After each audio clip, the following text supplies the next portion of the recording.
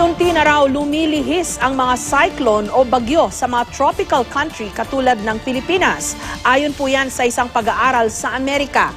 Ang isang posibleng sanhi di mano nito, climate change. Live mula sa Quezon City, may report si Bam Alegre. Bam?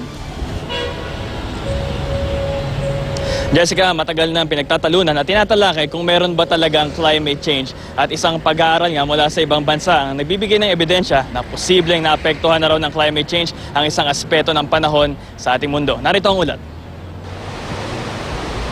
Dahil nasa tropics ang Pilipinas, madalas tayong bisitahin ng mga bagyo. At sa ilang pagkakataon sa atin pa na ibubuhos ang maximum intensity nito, katulad ng pananalasa kamakailan ng bagyong Yolanda. Pero ayon sa isang pag-aaral sa Amerika, dahan-dahan daw nagbago ang panahon sa loob ng 30 taon. Hindi lang sa tropics posibleng lumakas ang sama ng panahon, kundi maging sa matataong coastal region sa Indian at Pacific Ocean na malapit sa North at South Pole. Sa bawat dekada, lumalayo raw ng 53 to 61 kilometers o halos isang latitude palayo ng equator ang mga tropical cyclones bago nito nararating yung kanilang maximum intensity. Ibig sabihin nito, posible raw marating ng mas malalakas na bagyo yung mga lugar na di naman talaga dati binabagyo, lalo na sa Northern Hemisphere tulad ng Japan at South Korea. Sa pananaliksik nila James Cousin ng National Climatic Data Center, binanggit ang climate change bilang isa sa mga dahilan kaya lumalayo sa tropics ang mga tropical cyclone. Nag-iiba raw kasi ang galaw ng mga bagyo kapag mas mainit ang sea level temperature.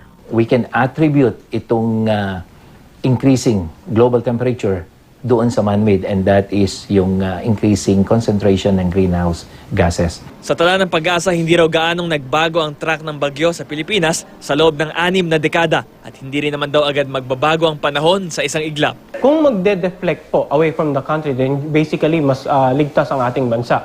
But kailangan din nating i-remind yung ating mga kababayan na ang mga pagkilos po ng bagyo, minsan tinatawag nating erratic.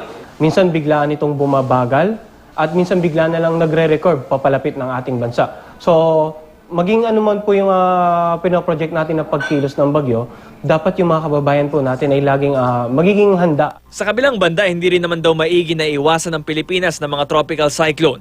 Ayon sa NAPOCOR, kailangan daw ngayon ng rainfall volume na katumbas ng 2 Typhoon Ondoy para lang mapunan ang 53,000 hectare watershed sa Angat, Bulacan. Sa Angat Dam, nagmumula ang malaking bahagi ng tubig inumin ng Metro Manila.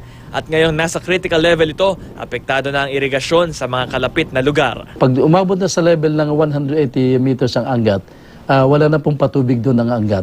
So ibig sabihin ngayon, ang level po niya is 179.2 meters, zero na po yung delivery namin nung isang araw pa.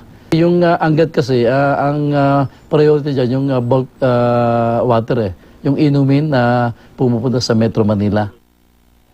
Just balikan natin yung kaso ng bagyong Yolanda. Ayon kay Mang Tani, meron daw itong ilang aspeto na reflective na rin daw ng climate change. Yung lakas ng ulan, posible raw parang sign na mas mainit na kasi yung tubig sa dagat Pasipiko. Maging yung storm surge na nangyari sa Tacloban ay isang indication din daw na mas mataas yung sea level. Another byproduct daw ng pagkatunaw ng mga polar caps natin. Ma'am Jess. Maraming salamat sa iyo, Bam Alegre.